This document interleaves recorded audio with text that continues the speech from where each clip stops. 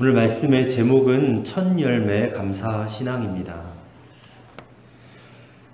살면서 저는 지금까지 극심한 가난을 겪어본 적은 없습니다. 어릴 때부터 돈을 좀 많이 가져봤으면 좋겠다, 그런 상상은 해본 적이 많았습니다. 목회자가 되고 나서는 돈을 좀 많이 가져봐야 되겠다라는 마음은 이제 다 내려놓았지만 여전히 돈에 대한 하나의 숙제가 있습니다. 마음의 숙제가 하나 있었습니다. 그것은 하나님께서는 정말 축복을 주신 하나님이시 맞는가? 하나님이 축복의 하나님이신가? 그런 문제입니다. 오늘날 많은 성도들이 돈 문제 때문에 어려움을 겪고 있습니다. 엄청난 빚에 시달리기도 하고 또 사업의 어려움으로 고생을 하는 분들도 상당히 많습니다. 우리가 믿는 하나님, 과연 축복의 하나님이실까? 성경을 읽어보니까 그렇다라고 말씀을 하고 있습니다. 특별히 하나님께서 이스라엘 백성들을 출애굽시키신 다음에 광야에서 40년을 살게 하셨는데 참 그게 고생이잖아요. 40년을 참 고생하며 살게 하셨지만 하나님의 그 속마음이 그들에게 복을 주시는 것이다 라고 말씀하신 적이 있습니다. 신명기 8장 16절 말씀입니다. 마침내 그들에게 복을 주려 하심이었느니라 그랬습니다. 하나님을 믿지 않는 사람들은 이 하나님께서 복을 주시는 하나님이다라는 사실을 믿지 않습니다. 그러니 당연히 교회도 나오지 않을 것입니다. 근데 문제는 교회를 잘 다니는 성도들에게도 이 사실이 믿어지지 않는 그런 눈치인 거예요. 하나님이 복 주시는 하나님이 정말 맞는가? 여러분은 정말 믿습니까? 하나님이 여러분들에게 복을 주신 하나님이시다. 그럴 것이라고 내가 머리로는 믿는데 내가 현실적으로 체험은 잘 못하니까 마음에 의심이 될 때도 있는 것 같아요. 오늘날 성도님들이 하나님을 능력의 하나님으로 또 축복의 하나님으로 잘 경험하지 못한 채 염려와 낙심으로 신앙생활을 하고 있습니다.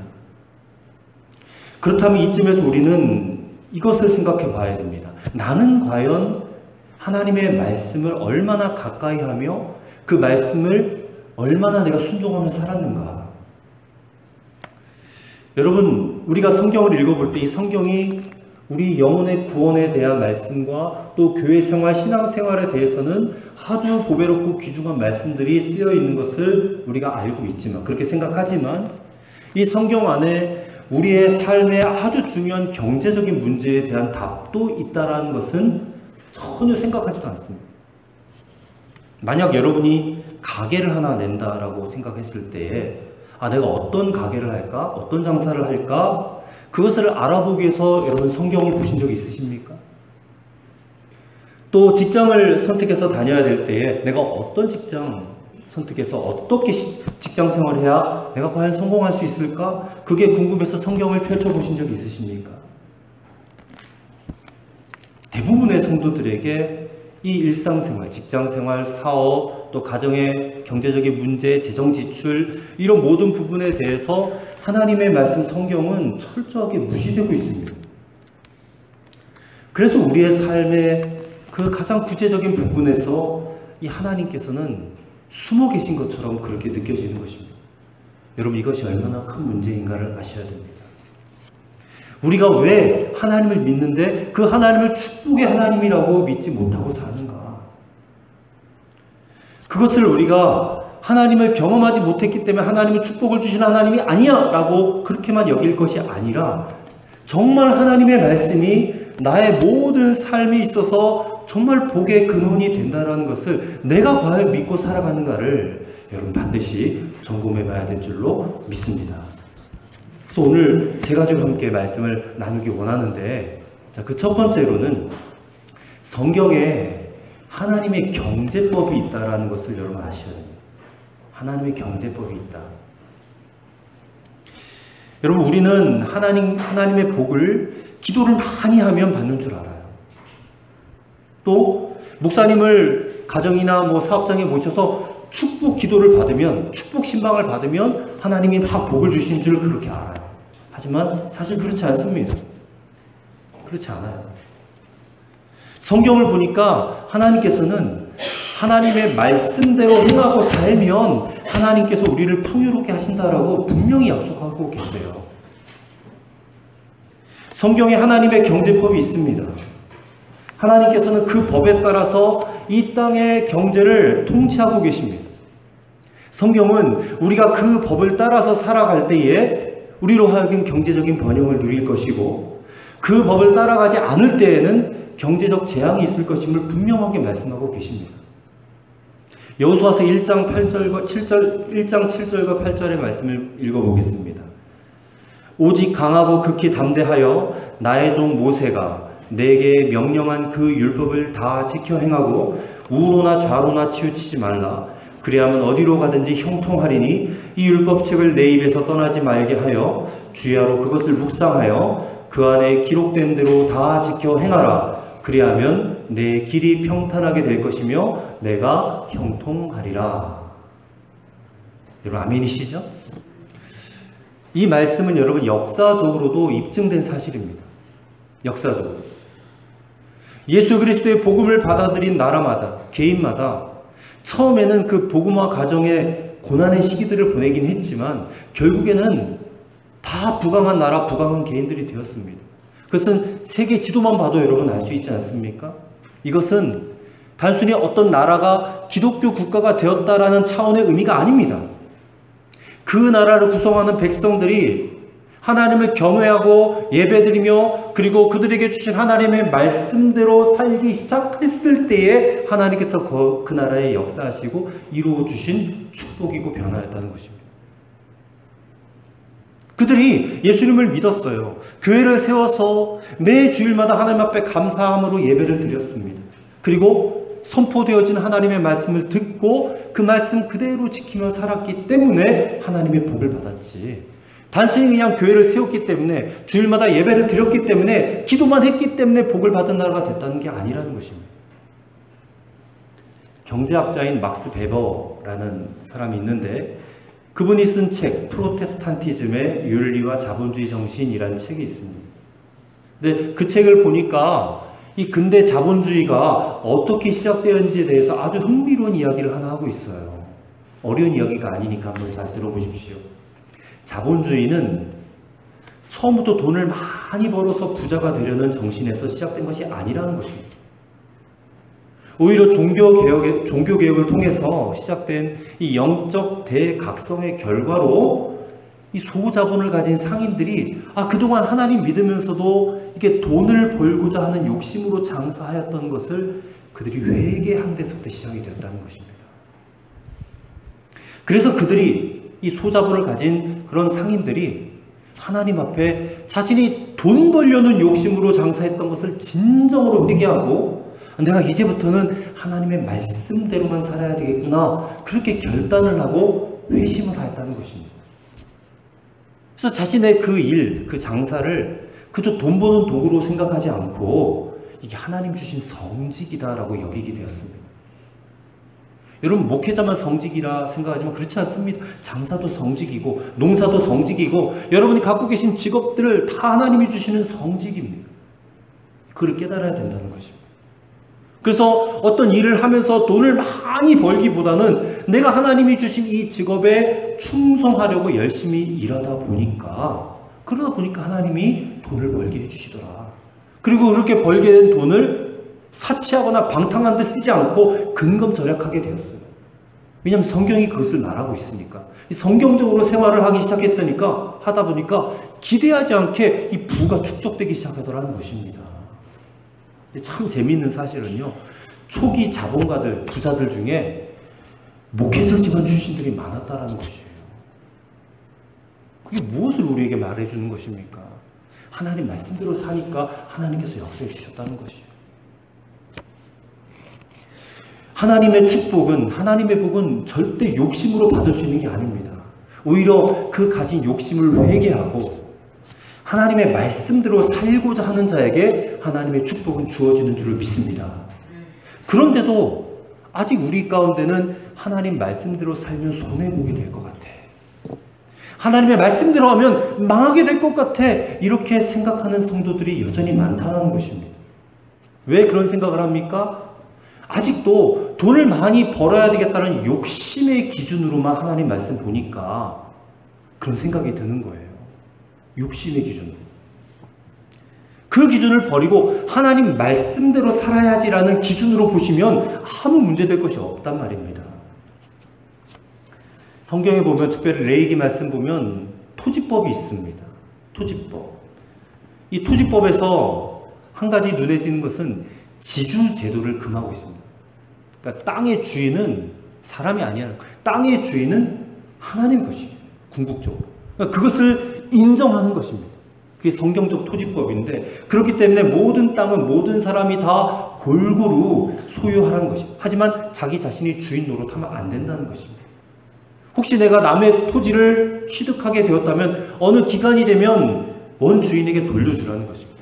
한마디로 토지를 가지고 불로소득을 얻는 일이 없어야 된다. 이게 성경적인 토지법입니다. 근데 이 토지법을 실제로 적용한 나라가 있었습니다. 바로 덴마크인데요. 이 덴마크가 1957년까지 이 국가 부도 위기에 있었대요. 근데 1957년부터 집권한 정부가 토지법을 성경적 토지법으로 바꿔버렸다는 거예요. 근데 그때부터 눈부신 변화가 있었다는 것입니다. 3년 만에 국제 수지가 적자에서 흑자로 전환되었대요. 이자율이 떨어지고 집값이 하락했답니다. 실업이 다 해소가 되었대요.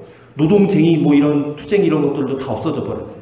그리고 임금은 늘어났다는 것입니다. 인플레이션이 진정되고 파업도 사라지고. 그런데 1960년도 선거에서 이 지주 계층의 아주 강력한 개입으로 당시 집권하던 집권당이 선거에서 패배하고 나서 새로 들어선 정부가 이 성경적 토지법을 그냥 철폐해버렸어요. 없애버렸어요. 그 이후로 덴마크 경제가 또 악화되기, 내리막길을 걷기 시작하더라는 거예요.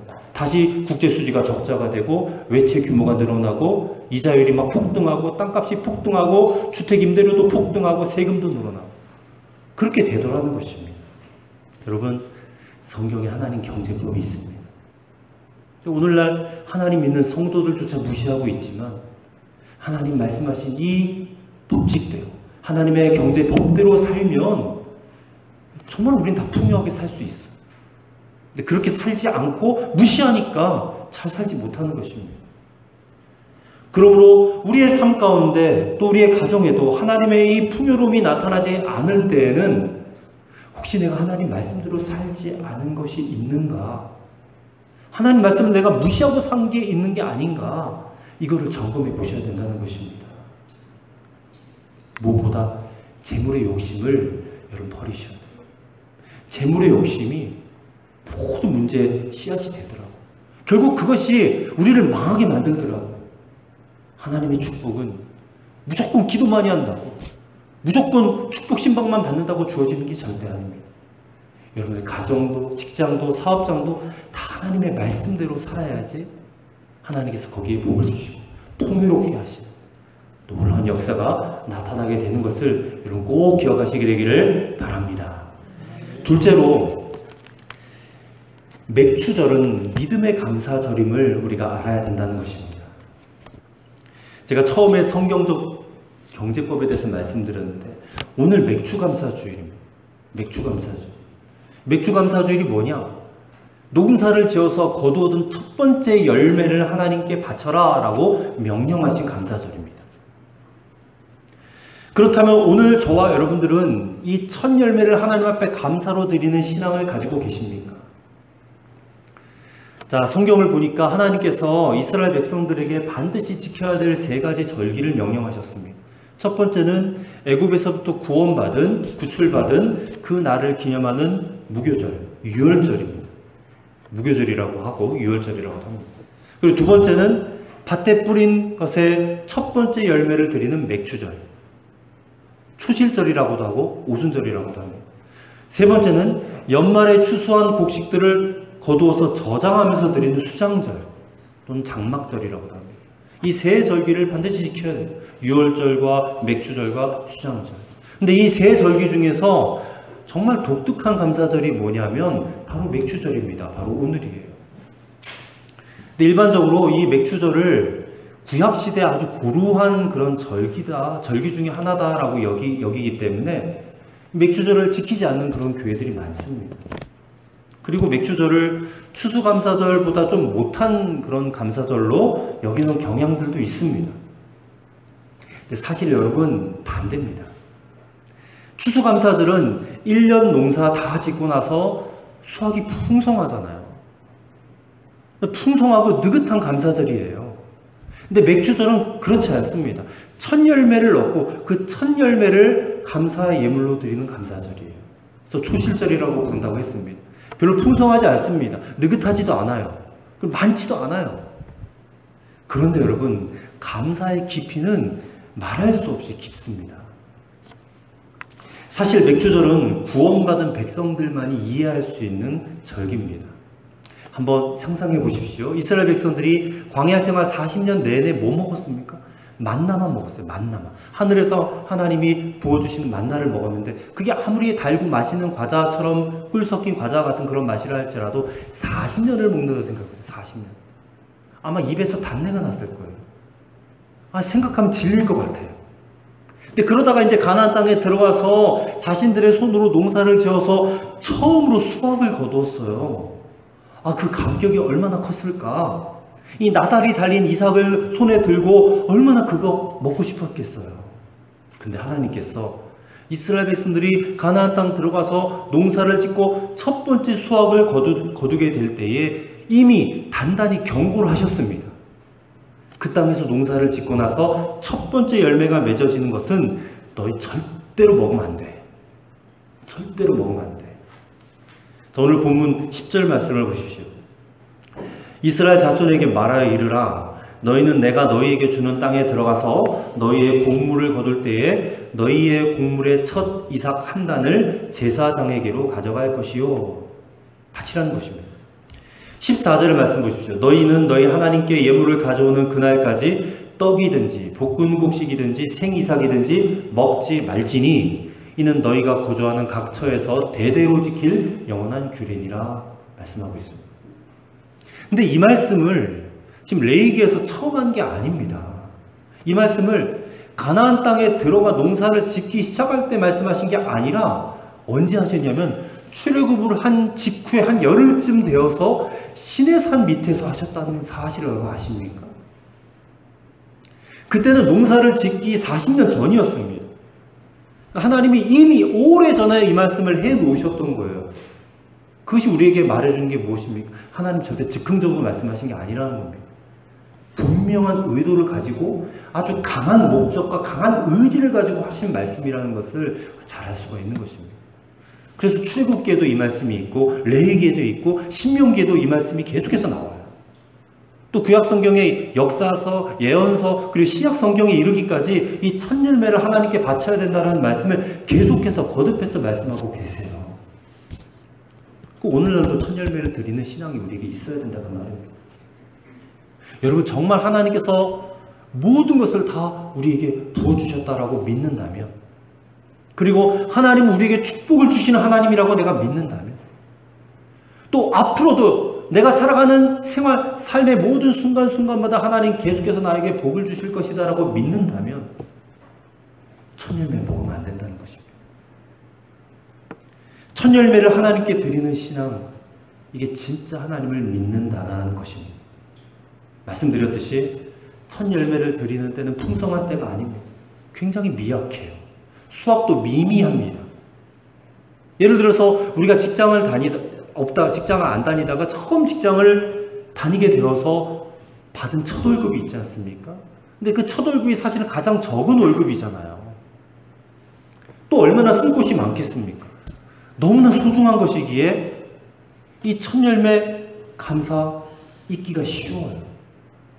그래서 여러분 아무나 첫 열매 감사를 드리지 못하는 것입니다. 하나님이 복의 근원이시다. 하나님은 나에게 축복을 주실 수 있는 유일한 분이시다. 라는 분명한 믿음이 있어야 그 첫 열매를 드릴 수가 있게 되는 것입니다. 그래서 다시 한번 말씀드릴게요. 맥주절은 믿음의 감사절. 믿음의 감사절. 진정으로 내가 하나님을 믿는가? 진정으로 하나님을 내가 경외하는가? 그렇지 않으면 드릴 수 없는 불가능한 감사. 감사절이 믿음의 감사절, 이 맥주절입니다. 그리고 그런 믿음으로 드린 자는 정말 복된 추수감사절을 맞게 됩니다. 복된 추수감사절. 그리고 잠언 3장 9절 10절 말씀에 보니까 하나님께서 첫 열매를 바치면 우리에게 복을 주시겠다고 약속도 하셨습니다. 내 재물과 내 소산물의 처음 익은 열매로 여호와를 공경하라. 그리하면 내 창고가 가득히 차고 내 포도틀에 새 포도즙이 넘치리라. 아멘. 오늘 저와 여러분에게 이 첫 열매 감사 신앙이 있어야 될 줄로 믿습니다. 우리는 농사 짓는 사람은 아니에요. 하지만 우리의 삶도 농사와 똑같습니다. 올해 저와 여러분에게 하나님께서 여러 모양으로 첫 열매를 주셨을 것입니다. 그것을 감사하는 날이 바로 맥주절입니다. 오래전부터 우리 신앙 선배들은 하나님 말씀대로 살아야 된다고 하면서 그 어려운 일제시대 또 6.25 동란 또 60년대 70년대를 사시면서도 정말 어떻게든 하나님 말씀 지켜보려고 하나님께서 하라는 대로 한번 살아보려고 그렇게 발버둥을 치셨어요. 우리 다 그 신앙의 유산을 물려받은 자들입니다. 그들의 그 하나님 말씀대로 살고자 하는 신앙 때문에 그 후로 10년, 20년 후에 하나님께서 이 나라에 경제적인 부흥을 부어주셨어요. 지금 우리나라가 뭐 경제 대국이라 하지 않습니까? 못 먹는 사람 없잖아요. 못 사는 사람 없지 않습니까? 근데 오늘날 이렇게 경제적인 풍요를 누리는 이 시대, 이 세대들에게 더 이상 이런 믿음을 찾아볼 수가 없는 것 같아요. 이런 믿음을 우리가 다 잃어버린 것 같습니다. 그러면서 마음속으로 정말 하나님 말씀대로 살아야 되나? 어차피 그렇게 살지 않아도 내가 열심히 일하면 되는 것 아니야? 말씀대로 꼭 살 이유가 뭐가 있어? 우린 다 연약하잖아, 부족하잖아, 말씀대로 못 사는 것도 있지 않겠어? 우리가 이렇게 생각을 한다는 거예요. 여러분, 이게 신앙의 위기가 온 것입니다. 어떻든 말씀대로 살아봐야지라고 그런 순수한 믿음과 신앙의 그 정절을 우리가 다시 되찾아가야 된다는 것입니다. 첫 열매는 아까도 말씀드렸지, 구약 성경에도 많이 있고 신약 성경까지도, 오늘날 우리 시대까지도 첫 열매로 감사라는 하나님의 이 말씀은 분명히 기록되어져 있습니다. 그렇기 때문에 첫 열매로 하나님께 감사하는 이 믿음은 하나님의 뜻입니다. 하나님의 뜻입니다. 그리고 하나님께서는 우리가 하나님 앞에 얼마나 많이 드렸는가를 보시는 것이 아니라 우리의 믿음의 진정성을 보십니다. 그게 더 중요합니다. 여러분의 믿음의 진정성을 하나님께 보여드리세요. 금액이 중요한 게 아니에요. 내 믿음밖에 원하세요, 하나님. 그래서 맥주절은 믿음의 감사절이에요. 오늘 저와 여러분이 하나님 앞에 이 믿음을 보여드릴 수 있게 되기를 간절히 축원합니다. 믿음의 감사절로 드리는 맥주절 되시기를 주의 이름으로 간절히 축원합니다. 그리고 마지막 세 번째로, 하나님을 정말 믿고 감사로만 살게 하시기 위한 것이 맥주절의 목적이라는 거예요. 감사로만 살게 하는 거예요. 앞으로. 사실 첫 열매가 그렇게 중요한가 싶어요. 처음 익은 열매, 그 다음에 두 번째 익은 열매가 사실 무슨 차이가 있겠습니까? 뭐 가치나 뭐 어떤 품질이나 별반 차이가 없습니다. 오히려 첫 열매가 더 작고 보잘것 없을 거예요. 직장인인 경우에도 첫 월급 제일 적은 월급이라 그랬잖아요. 경력이 쌓여야지 월급도 많아지지 않습니까? 농부도 제철이 되어야지 풍성한 열매를 거둬들일 수 있지 않겠습니까? 하지만 이 첫 열매는 다른 열매들과 의미적으로 달라요. 때때로 자녀들 중에 취직해서 첫 월급 받으면 부모님께 가져오거나 아니면 부모님의 네일을 사오는 이들이 있습니다. 예전에 많이 그랬죠. 그것은 이 첫 월급이 많고 적음을 떠나서 이게 당연히 부모님의 몫이다라고 여기기 때문에 그래요. 자기를 낳아주었고 길러주었고 공부시켜줘서 이렇게 직장에 취직해서 돈 벌 수 있도록 나를 뒷바라지 해준 그 부모님을 향하여 진심으로 존경과 감사와 사랑의 마음으로 그렇게 당연하게 느껴지는 겁니다. 이 첫 월급은 부모님께 드려야지. 부모님에게도 이런 마음이 든다면 진정으로 하나님을 알고 하나님을 경외하는 자는 어떻겠습니까? 이 첫 열매가 당연히 하나님의 것으로 보일 수밖에 없는 거죠. 그러므로 첫 열매 감사는 우리가 정말 하나님 경외하는지, 정말 하나님 사랑하는지, 정말 하나님 은혜를 감사하는지를 알 수 있는 중요한 영적인 기준이 된다는 것입니다.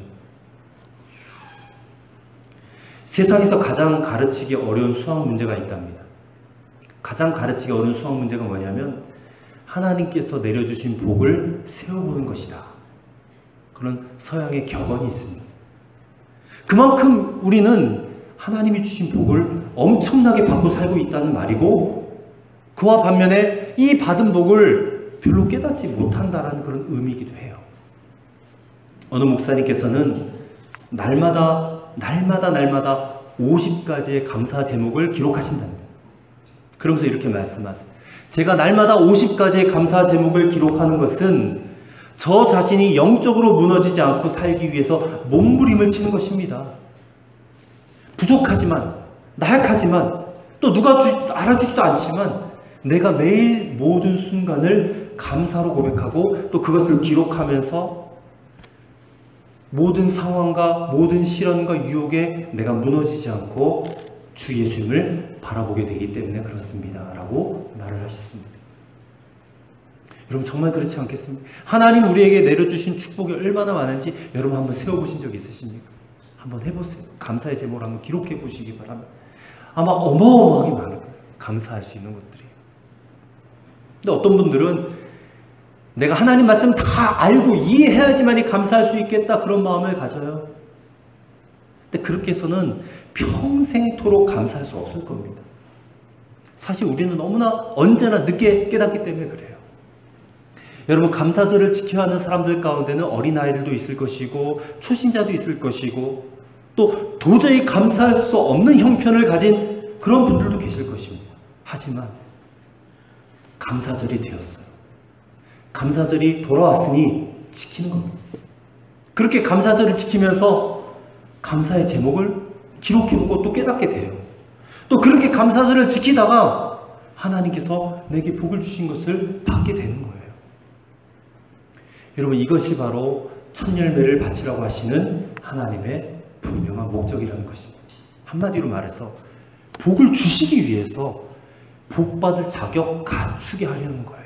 복받을 자격. 아무에게나 복을 주지 않지 않습니까? 복받을 자격을 갖춘 자에게 복을 주잖아요.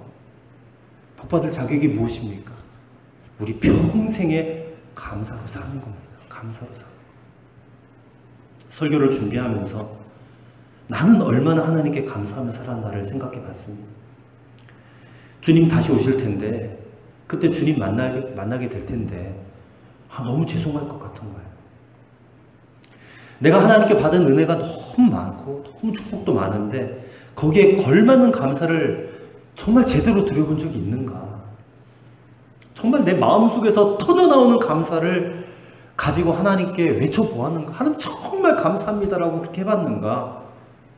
예수님 한 분이면 충분한 교회 하겠다고 표 써놓고 하는데 정말 저 예수님 한 분으로 나는 얼마나 기뻐하고 감사하고 만족하며 순간순간 살았는가를 돌아보면서 회개했습니다. 사랑하는 성도 여러분, 이 맥주 감사 주일이 돌아왔어요. 여러분 이 주일을 지키면서 저와 여러분 반드시 명심해야 될 것이 있습니다. 그것은 바로 우리가 모든 것을 주신 하나님께 정말 마음껏 감사하지 못하였고 인색한 마음을 가졌던 그리고 우리의 이 마음을 진정으로 하나님 앞에 회개하는 겁니다. 그리고 첫 열매 감사를 명령하신 하나님 말씀에 기꺼이 순종하기 위하여 결단하는 것이 결단하는 것.